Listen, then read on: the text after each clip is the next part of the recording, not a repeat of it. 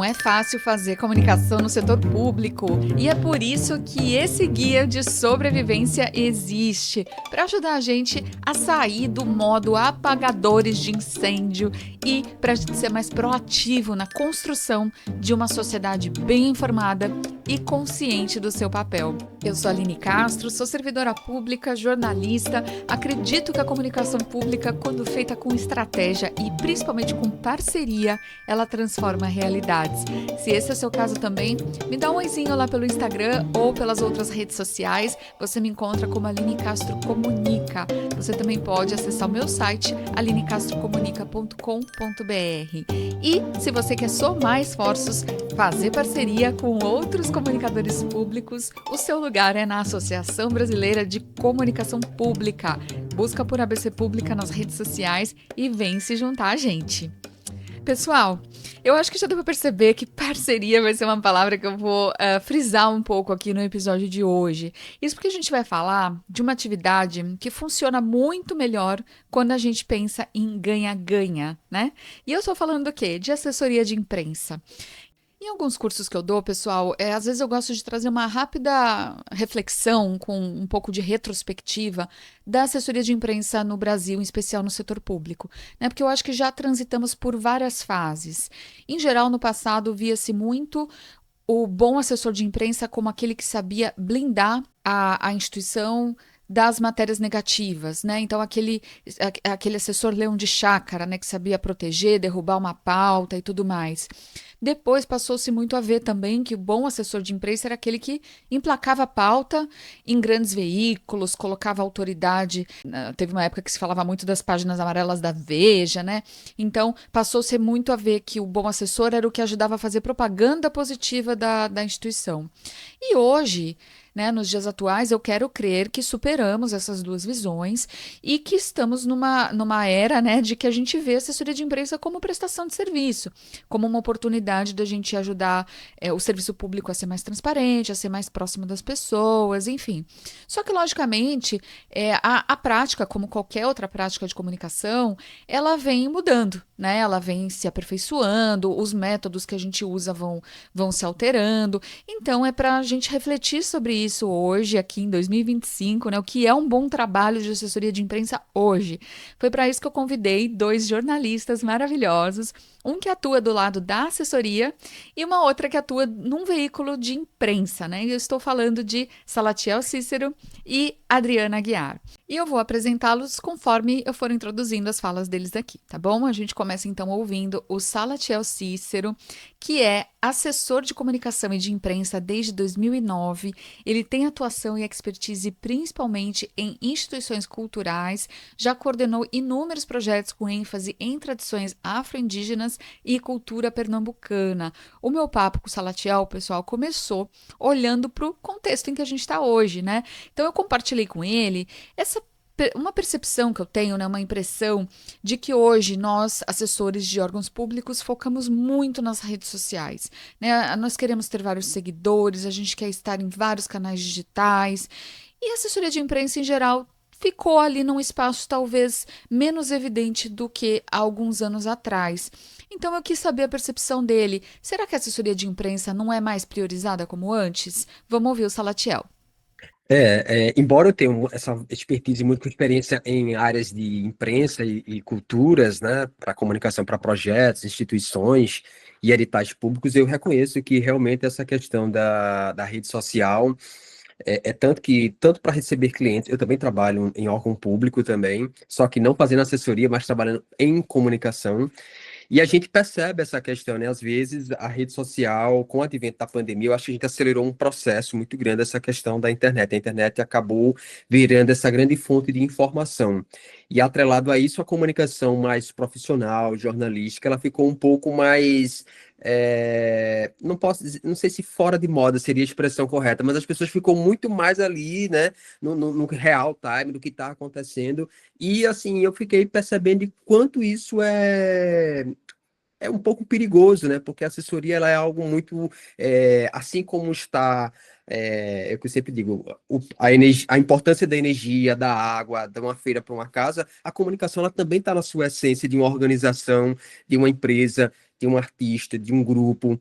Porque diante de um cenário de tanta fake news, se a gente tem a possibilidade de chegar com a verdade, de estabelecer a nossa história, né? Porque a gente vive num processo de storytelling, de narrativas. Se a gente chega nesse ambiente digital, né? Então pega as redes sociais para difundir primeiro a nossa narrativa. A gente tem várias maneiras de contar as nossas histórias. Então, a assessoria de imprensa é uma aliada para pensar nessa conjuntura.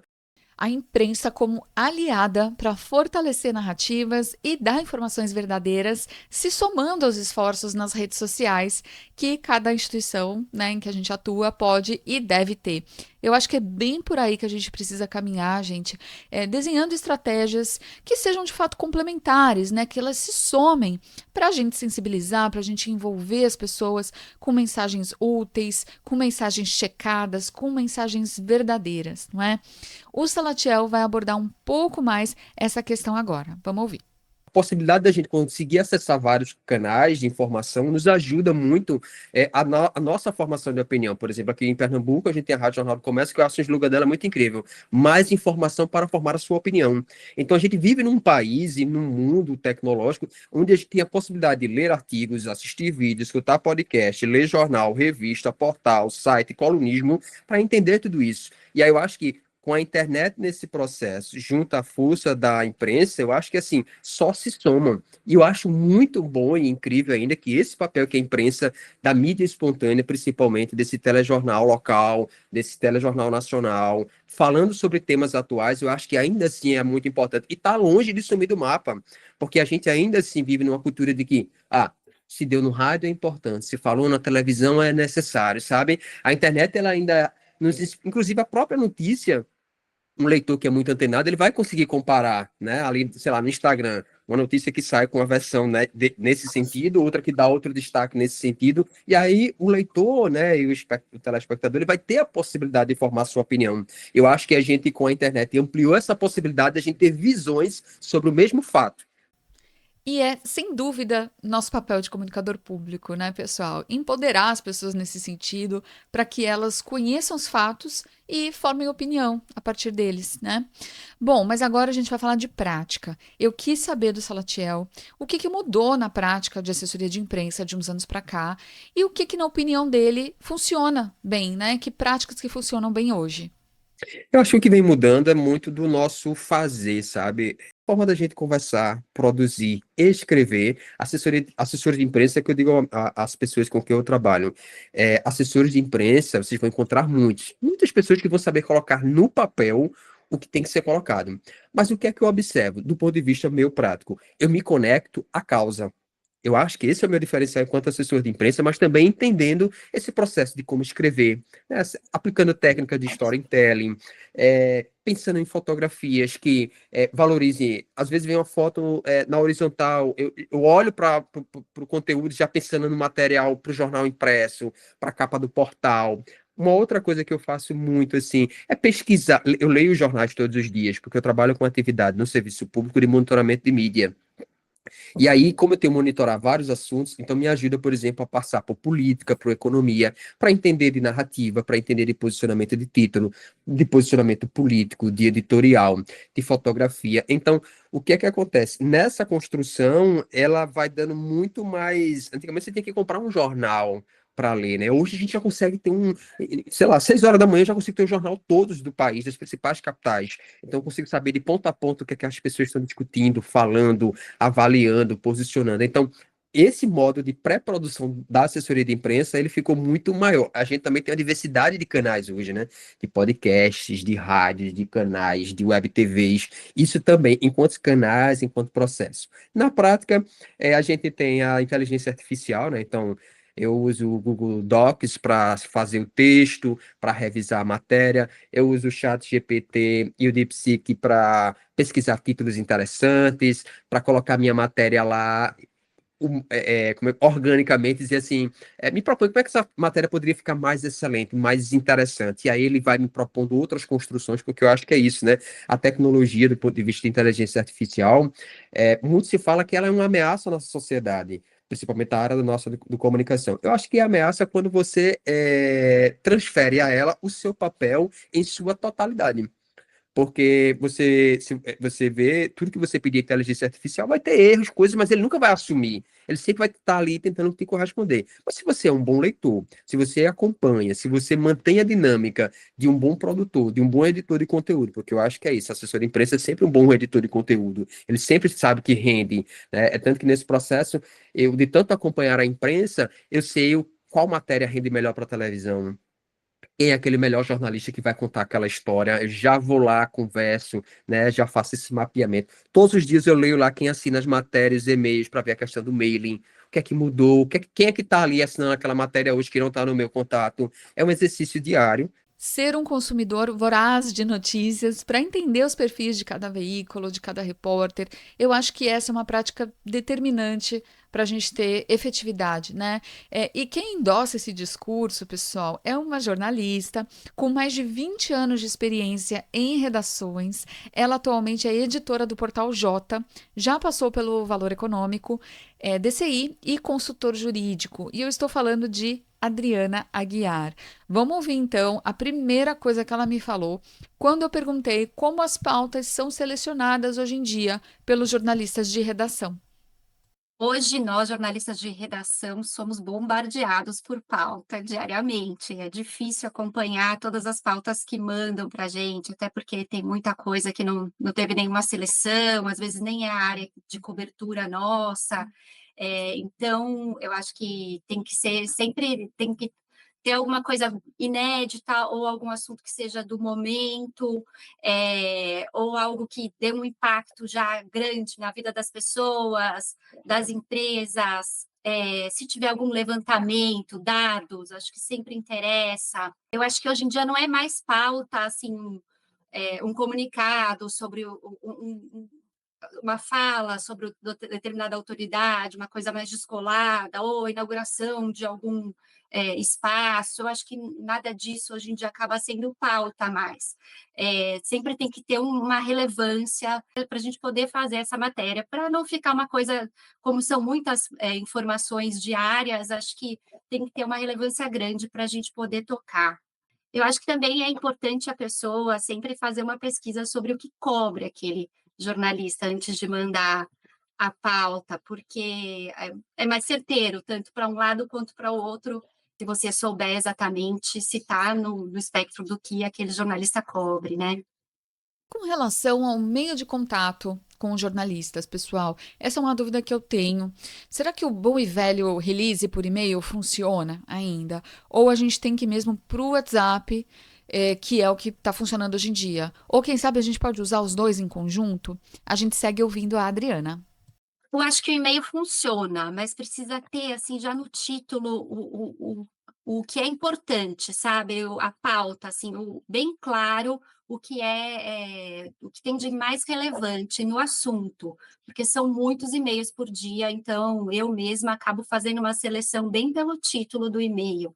E aí, quando você abre, tem que ser uma coisa bem objetiva também. Se você colocar muitas informações, uma coisa muito escrita, e até você achar o que é relevante lá no pé daquele e-mail enorme, acaba que não chama tanto a atenção do jornalista. Eu acho que quando tem uma informação mais concisa, um título bem claro de qual que é a novidade, o que tem de relevante, tem mais chance de emplacar essa pauta. Depois da pandemia, eu comecei a ficar bem mais flexível com relação a pautas por e-mail ou pelo WhatsApp. Para mim, hoje em dia, tanto faz. Sendo uma boa pauta, pode me mandar por qualquer um dos dois. Mas eu sei que tem alguns colegas que ainda preferem o e-mail, por organização das pautas. Para mim, ou também pode ser, manda por e-mail e aí no WhatsApp faz um follow-up, ó, te mandei um e-mail, tal, ou coloca alguma coisa bem relevante no WhatsApp para me lembrar daquele e-mail que foi mandado. Eu funciono bem tanto no e-mail quanto no WhatsApp, mas o importante é ter já de cara qual que é a novidade, porque a gente não tem mais tanta gente nas redações, o tempo ficou cada vez mais curto, então a gente não consegue dar conta de tantos e-mails e tantas mensagens assim de WhatsApp. Pessoal, eu gravei com a Adriana e com o Salatiel em momentos diferentes, né? Mas as respostas deles se complementaram muito bem. O Salatiel também falou sobre o uso do WhatsApp, mas um uso com empatia, sem sobrecarregar o jornalista. E para isso, ele deu uma dica bem legal. Vamos ouvir. Hoje, uma das coisas que é tão interessante que, apesar de ter a formalização de enviar a pauta e o conteúdo pelo e-mail, ainda assim, o que está passando, pelo menos aqui em Pernambuco e nas regiões do Nordeste em si, o que mais funciona, por exemplo, é o WhatsApp. Ele tem funcionado muito bem. E aí, o que é que eu tenho pensado enquanto estratégia? Eu vi numa agência de imprensa de Fortaleza e eu comecei a adotar no meu trabalho também, que é salvar o arquivo. Eu criei dentro do Drive uma sala no Google Drive, uma chamada sala de imprensa, onde eu coloco lá uma pasta com fotos e o arquivo em Word, entimbrado, né, com os dados da matéria. E aí eu pego dentro do WhatsApp, o que é que eu faço? Eu subo a foto, coloco o título, lead e coloco release fotos abaixo. E aí a pessoa clica no link e baixa. Por que que eu fiz isso? Porque eu entendo que meu amigo, que meu parceiro, a minha colega que está na redação, ele está sobrecarregado de pauta. Então, para não sobrecarregar o celular dele, então já meio que humanizo. Ó, eu dou o gatilho aqui para você pescar a notícia e essa notícia vai estar dentro do meu acervo.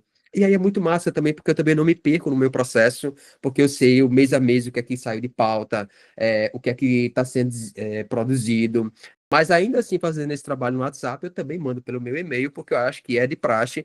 Tem uma pessoa que eu conheço que é editor de um grande veículo, e a pessoa diz, ó, pelo WhatsApp não funciona. E para mim foi muito impressionante isso, porque a pessoa realmente ela diz assim, eu não aceito comunicação de trabalho por aqui. Mas essa pessoa é 1%. 99% é pelo WhatsApp, né? Então, aí eu faço parte de um grupo de imprensa, tem mais de 600 jornalistas aqui da região, do estado, e aí às vezes a galera manda só o texto e aquele textão gigante. Eu mesmo não leio, porque eu acho que também tem Uhum. disso, Aline. Eu leio, eu ia ter condição de ler, na correria que a gente tem hoje, então eu já boto a minha foto, já boto o link, então a pessoa ela sabe que o material que o Salatiel está me enviando, eu só vou baixar se for necessário. Do contrário, ele não vai me acumular aqui, ele não vai me incomodar. Ninguém gosta de ser bombardeado de mensagem hoje em dia, né, pessoal? Então, eu acho que é uma questão de empatia, realmente, de objetividade e de direcionamento da mensagem para um jornalista específico. Então, eu perguntei para Adriana se essas mensagens que vêm personalizadas para ela, né, se tem mais chance de ela ler, de virar em pauta também. Em comparação quando é um e-mail disparado, né, para geral, para o mailing todo. Vamos ouvir o que ela respondeu. Isso, ajuda muito. E construir uma relação entre assessor de imprensa e jornalista, você já sabe que aquela pessoa já vai te oferecer uma pauta que é legal, que ela pensou naquela pauta, não é uma coisa que ela foi disparando para a imprensa inteira, né? Isso também ajuda bastante. E eu acho que muitos dos jornalistas preferem quando a informação é exclusiva. É, é uma coisa que todo jornalista gosta, né? Mas eu sei que tem algumas informações que acabam interessando para todos e também tudo bem, mas quando dá para ser exclusiva e tem dados, é assim, é o melhor dos mundos para o jornalista. É o diferencial, até para depois esse jornalista conseguir vender na reunião de pauta, dizer, ó, é um tema exclusivo que a gente vai dar primeiro e tal, isso acaba tendo uma relevância maior para o veículo de comunicação. Então, a chance dessa pauta ter mais destaque no dia é maior se você der com exclusividade para um jornalista, né? Eles com Sim. certeza vão dar uma manchete ou um destaque maior na página, algo que chame mais a atenção do leitor, já que é um material exclusivo, né? Acho que fica essa grande dica, né, gente? Quando possível, quando a gente tiver um material legal em mãos, eu acho que vale oferecer com exclusividade, primeiro para um veículo, né? Em geral, um veículo Tier 1, né? Mas uma prática legal é dar um prazo também para o jornalista dar essa pauta, né? Para a gente não ficar preso nela. E, claro, sempre fazer aquele alerta de que, sendo uma informação de utilidade pública, né? Se um outro veículo te procurar a sua instituição, você não vai poder deixar de dar informação, né? Bom, oferecer exclusiva ajuda a estreitar o relacionamento com os jornalistas, mas não é a única forma, né? Então, o Salatiel vai contar um pouco sobre como ele procura fazer o follow-up e também essa aproximação com os jornalistas no dia a dia dele. Mando para o jornalista, converso, e uma coisa que eu faço também é seguir o jornalista para conversar, para saber quem é ele, para o horário que ele trabalha, porque é muito disso, né? Às vezes a galera dispara sem conhecer a rotina, sem conhecer o processo. Eu lembro que quando eu trabalhei eu trabalho no órgão público, mas mudei de um setor, mas eu trabalhava fazendo follow-up, e aí quando eu ligava para uma jornalista da redação, eu disse, ó, e aí, como é que foi aquele aniversário no fim de semana? Aí tinha uma colega minha que disse, rapaz, tu é muito íntimo das pessoas, mas eu sabia que isso era uma conexão, né? Olha, e aí, como é que tá teu filho? Tá melhor? E aí, aquela viagem, como foi? Rapaz, eu vi que tu postou um livro, que bacana, como é que foi? Então, assim, você humaniza aquele processo, né? Não fica alguém que só demanda e alguém que faz, mas tem alguém ali que me conhece, né? E não é que você vai virar um stalker da pessoa, mas é minimamente entender quem é esse personagem da minha cadeia da produção da comunicação. Que eu acho que isso é o que também, a gente fala tanto de humanização da comunicação, mas não é só no texto, não é só o storytelling, não é só humanizar o personagem. A gente precisa humanizar as nossas relações. E a outra coisa, quando a gente fala de mídia espontânea, essa relação ela tem um fator determinante, né? Porque, poxa, compreendo que muitas das minhas pautas ela passam porque eu sou aquele assessor que eu estou sempre disponível, respondendo, socorrendo. Às vezes a pessoa, eu estou em busca de um personagem. Eu nem tenho cliente, nem tenho essa intimidade, mas eu estou sempre dando um suporte. Às vezes eu, gente, ó, tá acontecendo uma situação assim, assim. Não era legal vocês pensarem num programa, numa pauta, numa abordagem. Às vezes não é meu cliente, às vezes nem tem nada a ver comigo. Mas, ou seja, você tem do lado de cá um aliado. O que eu também encontro em quem está lá, um aliado. Então, eu sei que quando eu mando a minha pauta, a minha sugestão, ela está sempre ali. E às vezes eu digo, poxa, né? Às vezes é algo que nem é tão grande. Eu consigo dar uma dimensão, mas dizendo, olha, isso aqui tem a ver com a tua audiência. Isso aqui ninguém contou. Isso aqui é importantíssimo que a gente debata a partir desse ponto de vista. Eu digo que se eu trabalhasse no veículo, eu seria editor, porque eu sou muito estratégico, né? Eu sei o que é que vai dar certo. Eu sei qual é o viés da coisa. Como eu trabalho com produção cultural e elaboração de projetos, então esse viés de escrever e percepção de mundo, por isso que eu leio os jornais todos os dias, para entender um pouco de estratégia, de técnicas, de abordagem, de ponto de vista. E quando eu coloco isso no jornalismo, e o jornalismo soma isso no meu dia a dia, a gente só tem a crescer. E quando eu vejo o produto final, sei lá, numa matéria do jornal, num blog, na televisão, num podcast, para mim é uma realização, assim, é algo que me realiza muito, sabe? Pessoal, fazer contatos personalizados com certeza pode ser mais certeiro, né? Só que nem sempre é possível. Às vezes a gente precisa difundir mesmo uma informação para o máximo possível de veículos, né? Então eu perguntei para o Salatiel se ele faz uso de mailings prontos, desses que a gente faz assinatura, e ele vai contar um pouquinho então sobre isso e sobre métodos de organização que ele adota na rotina dele. Veja, eu faço tenho esse contato no WhatsApp, eu tenho grupos, lista de transmissão, então quem fala de política, quem fala de economia, porque eu trouxe a mesma adaptação do e-mail para o que é mais instantâneo, né? Percebendo esse cenário. As mesmo criei as listas, só vejo os contatos do pessoal, organizo lá as informações, anoto tudo, e-mail, telefone, quem está mudando. Como eu faço parte de um grupo grande de imprensa, aí sempre o pessoal chega lá, me adiciona no mailing. Aí já salvo na minha lista do WhatsApp, ó, fulano fala de tal jornal, fulano de tal rádio, é de tal revista, de tal portal. Já deixo ali tudo meio que esquematizado, porque na hora que eu for acionar, eu já vou estar ali para. E é uma coisa que, assim, não é organizou hoje e não mais. É diário, né? É a nossa função, é o meu modelo de negócio, é a minha organização de processos. E aí, do ponto de vista de massa, eu continuo mandando para a imprensa em massa, porque sempre tem um espaço novo surgindo. Eu contratei esse serviço de mailing, lá eu não disparo geral. Vou lá, se vou ver aqui. Agora mesmo estou para fazer uma assessoria de um projeto que vai acontecer em Fortaleza. Então vou ver o que é que são as rádios, jornais e tal, e faço esse território, sabe? Explorar, chegar. É tanto que eu fiz assessoria agora há pouco de uma empregada doméstica, que ela lançou um livro sobre 50 anos de carreira dela. E aí, enfim, saiu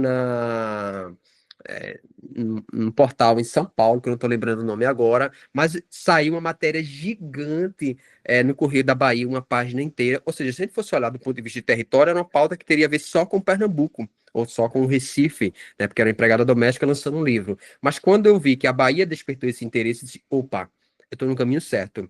Uma das coisas que me fez eu contratar esse serviço e que eu busco diariamente fazer tornar a nossa pauta da região Nordeste ela interessante nacionalmente. Por que o negócio que acontece que ainda assim tem muito disso?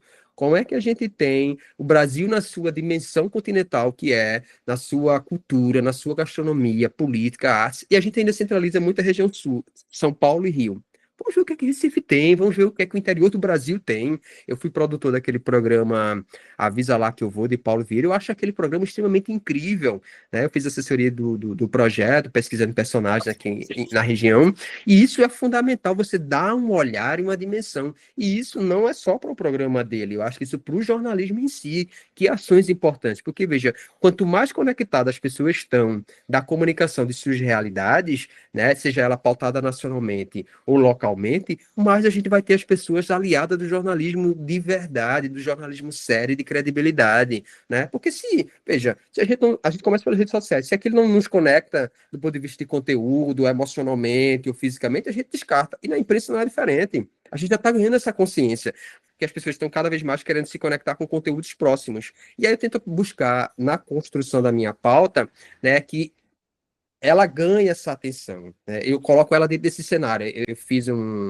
dou uma consultoria de comunicação, fiz esse trabalho, na verdade, para um projeto, e aí o projeto lá falava de questões ambientais e tal, e aí eu coloquei lá, é em Pernambuco, não tem nada a ver com a COP lá na região, mas eu coloquei lá que a proposta da ação vai dialogar com a COP 30, para dizer assim, ó, a gente também fala aqui, o projeto é micro, mas ele fala com global.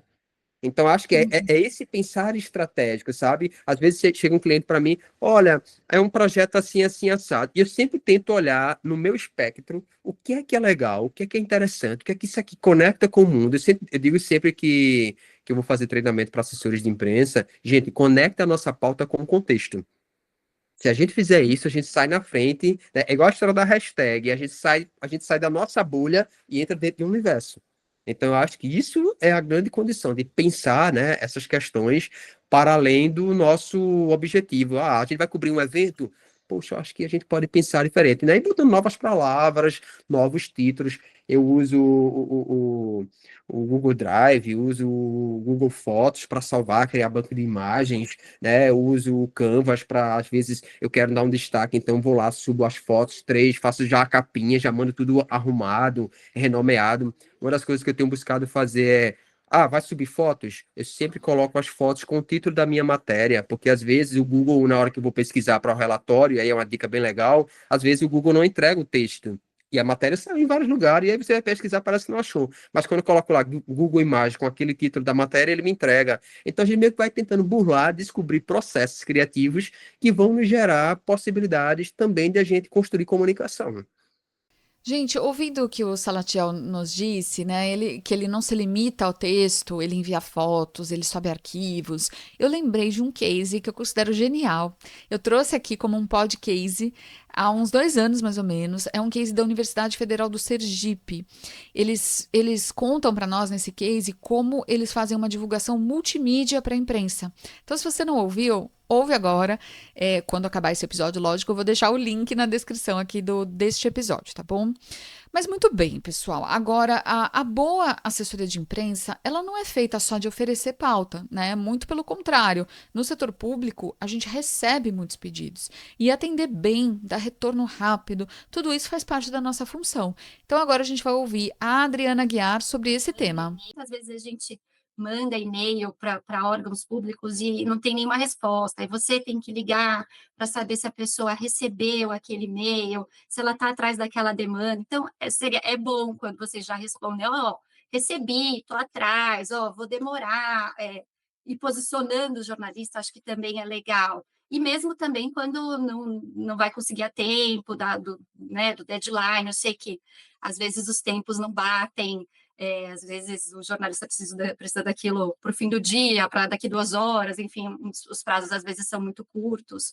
Eu sei que com os órgãos públicos as informações às vezes são mais lentas, tem uma burocracia muito maior, você tem que passar por várias pessoas até aprovar aquela nota, aquele posicionamento, mas é muito bom quando vocês dão algum retorno, nem que seja um retorno do tipo, ó, estou esperando, ainda não tenho, mas estou atrás. Falar mais claramente ajuda também a deixar essa relação mais tranquila, né, do que está acontecendo, que vocês estão tentando, enfim, eu acho que é a melhor maneira da gente fazer essa parceria ser produtiva para os dois lados, né. A gente segue ouvindo a Adriana porque eu perguntei para ela de uma outra etapa importante que faz parte da assessoria de imprensa, que é o acompanhamento da pauta e das entrevistas. Que atitudes que nós, assessores, podemos ter que ajudam esse momento a ser produtivo para os dois lados?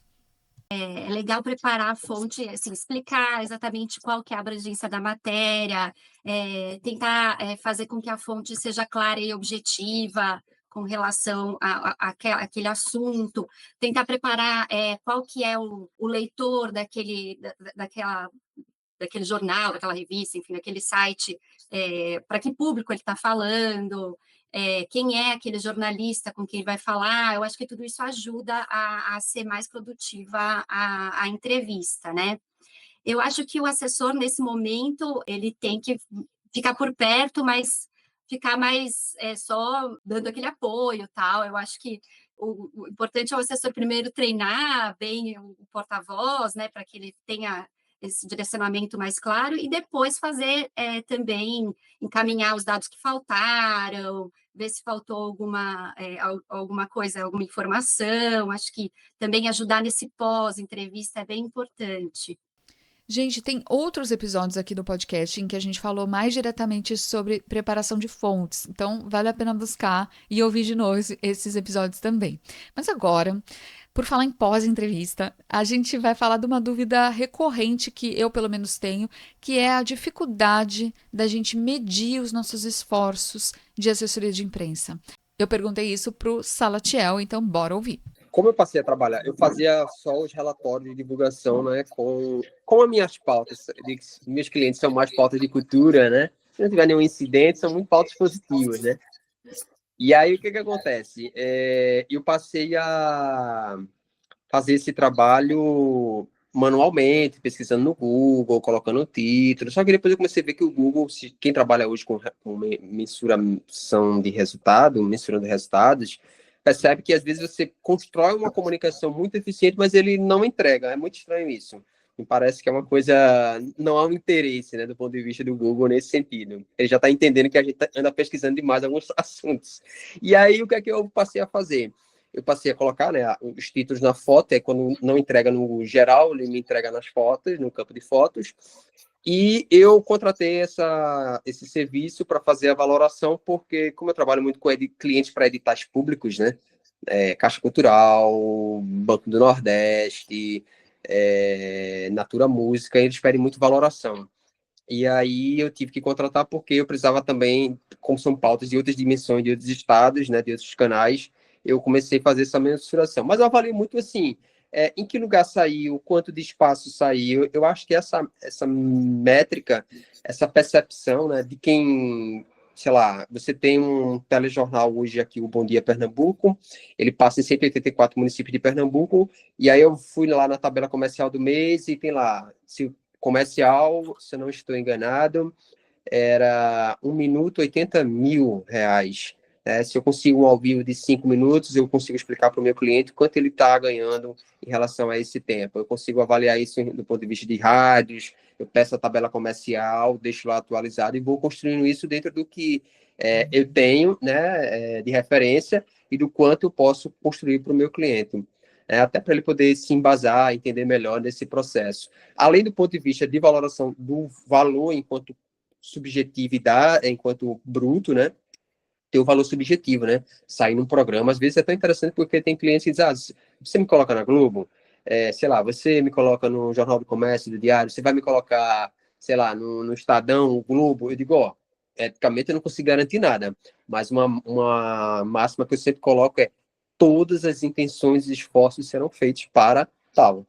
Então, eu meio que não crio expectativa no cliente, mas garanto que, do ponto de vista da minha articulação, ela vai ser feita. Gente, vamos ouvir então dicas finais dos nossos queridos convidados sobre o que ajuda e o que atrapalha quando o assunto é parceria entre assessores e jornalistas. A gente começa pela Adriana e em seguida já ouve o Salatiel. Eu acho que ajuda você trabalhar a pauta para você já ir mais certeira naquele, jornalista que cobre aquela área.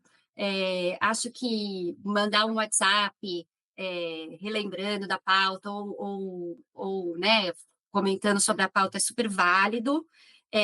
Acho que não ajuda aquela cobrança excessiva, às vezes as pessoas mandam, e já querem saber se você vai fazer, muitas vezes você tem que fazer uma pesquisa antes, não é só bater, né, os olhos e saber se aquilo é legal ou não, mas você precisa ver o que já saiu, se ninguém deu, se é novidade mesmo.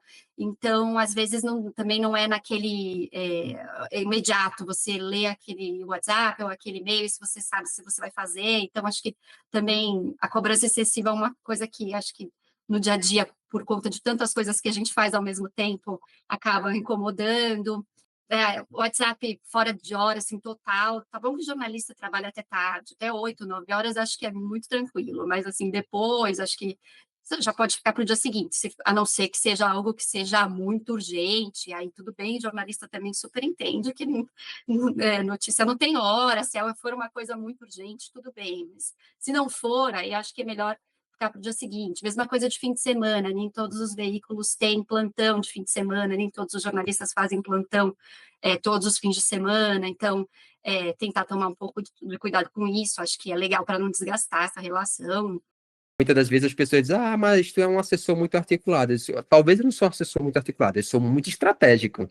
Articulação é um processo e estratégia é outro. Então eu vejo a pauta, como é que ela dialoga com o contexto, entendendo os processos, como é que cada uma das coisas funciona para que o meu conteúdo ele seja aproveitado, né? Se não dá para pegar, porque é o que eu vejo muito lá, às vezes eu fico avaliando os textos dos meus colegas lá no grupo de imprensa e eu, poxa, isso aqui poderia ser melhor, isso aqui poderia ser interessante, né? Faltou o gatilho aqui para dar o gancho, porque às vezes é isso, né? Aí tem um colega meu também uma vez veio, rapaz, o que é que tu faz para tuas pautas tanto saírem? Porque eu mando as minhas e não sai nenhuma. E aí, quando eu fui ver, eu disse, ó, mas ó, faltou isso aqui, falta esse detalhe, isso aqui precisa dialogar com a edição. Primeiro, você precisa despertar a emoção no título e na conexão com quem vai primeiro abrir esse e-mail.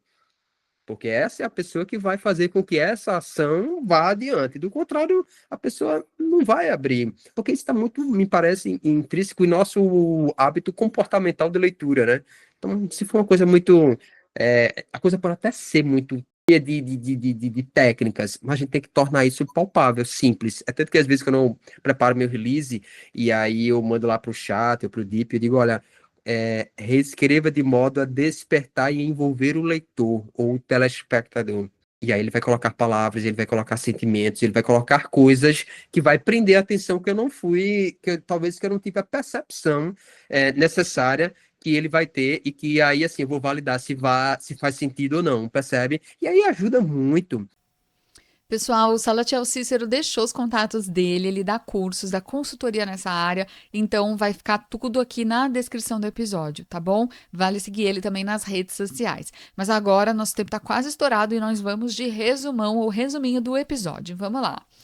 Desde sempre, a assessoria de imprensa é um pilar importante da assessoria de comunicação. Mas para que esse pilar seja sólido, firme, a gente tem que ter uma palavrinha sempre em mente, que é parceria. Como qualquer relacionamento, a relação entre assessor e jornalista fica mais produtiva para os dois lados quando a gente direciona mensagens, conhece mais a fundo o perfil do profissional e do veículo em que ele trabalha, enfim, envia pautas que vão ser realmente interessantes.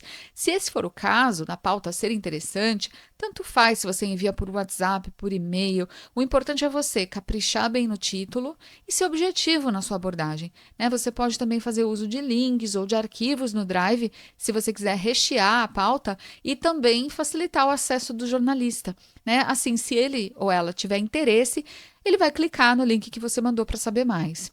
A parceria também se fortalece quando a gente recebe indagações da imprensa. Nessas horas, também vale a gente ser ágil, ser o mais transparente possível sobre as informações que estão sendo solicitadas, preparar bem as nossas fontes, faz parte do processo, ter em mãos dados e sempre, sempre buscar entender a rotina assoberbada dos jornalistas de redação.